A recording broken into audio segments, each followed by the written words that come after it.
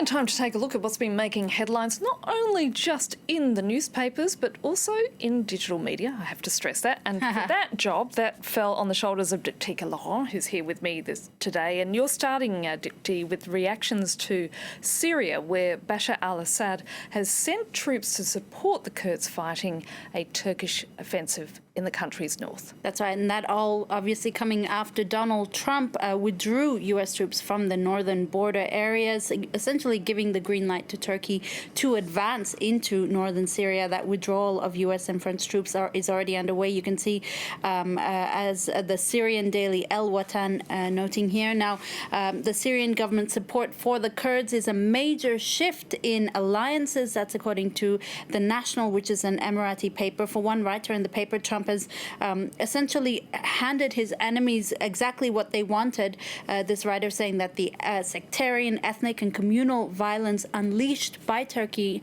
in northern Syria will have a lasting impact for many, many years to come. It could also lead to a resurgence of the Islamic State group, the early beginnings of which we're already starting to see. And not surprisingly, Syria is also the focus of many US editorials today. That's right. And in particular, a lot of anger directed at Donald Trump, particularly from the Washington Post, which publishes a searing editorial today saying up until now, Donald Trump's, quote, terrible incompetence, ignorance and impulsivity in foreign policy was largely theoretical, but that has all changed with this decision in Syria. The cost of his blunder will be more innocent lives lost and the Islamic State group likely to exert its force again. The editors of the New York Times equally scathing, noting that history is littered with instances of the Kurds being abandoned by the U.S. But this time is different because the U.S. didn't have any reason. They were not under threat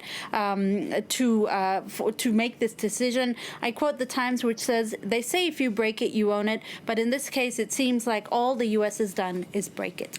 And fury in British sports pages this Tuesday. Of course, this comes after a Euro 2020 qualifier match between England and Bulgaria in Sofia. Yeah, that's right. And actually the result of which was 6-0 in favour of England sort of was overshadowed by the events in the stadium. The match had to be halted twice yesterday because of shocking racial abuse hurled by supporters at English players, supporters chanting monkey chants and Nazi salutes at English players in acts that the Telegraph Sport calls disgusting. Kick 'em out, that's what the Daily Mirror says, nonetheless hailing the victorious England side for hammering Bulgaria 6-0. The Daily Express going with one word on its headline today, losers, really in reference to those who hurled that vile racist slurs. Now, the Independent on its front page says it's clear that football is simply not able to kick out racism for the moment. The paper reminding us that the two suspensions during the game were part of UEFA's 3-point protocol towards tackling racism, a protocol that was applied for the very first time yesterday, but it seemingly did little to halt the verbal violence in it. And a bit of royal news. Prince William and Kate Middleton are in Pakistan on a 5-day tour. That's right, and it's an occasion to talk about the Pakistani dailies for once. It's their visit is splashed on the front page of Dawn here, the royal couple landing in Islamabad in a 5-day visit that focuses on boosting ties between the two countries and addressing challenges like climate change. Kensington Palace has actually described this visit as the most complex in terms of security and logistics. The royals will visit Lahore as well, and also a region bordering Afghanistan. It's actually the first time in over a decade that a British royal couple is visiting Pakistan. The last one by Prince Charles and Camilla in 2006. And Pakistan Daily saying that nonetheless, Princess Diana's 3 visits in the 90s remain the most memorable royal tours. And as is tradition, Kate Middleton's outfits were scrutinized to every detail. She wore a blue outfit inspired by the traditional salwar kameez, which is worn in Pakistan, but it was reminiscent of Lady Diana.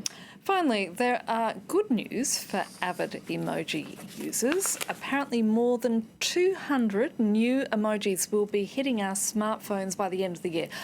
I'm not sure if I'm happy about that or not happy about that, because I'm constantly searching for the right facial expression. Well, the one that might come useful to you is come in handy to you, Annette, is the yawning one. I thought this already existed, but apparently it was the emoji we all didn't know we needed. That will be one of 200 new emojis hitting our smartphones. The Unicode Consortium, think of it like the Supreme Emoji Authority, has released its final list of approved symbols. They include some new hearing aid and wheelchair symbols, the holding hands symbol that will be available in 75 permutations of skin color and gender.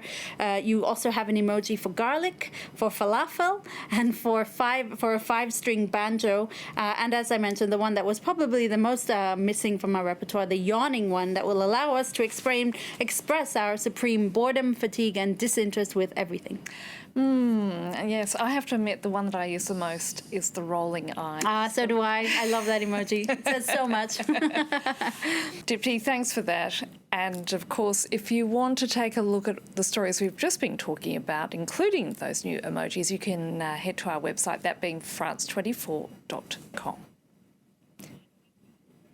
And that's it for now. And please stay with us here on France 24, because there'll be more news and headlines coming up.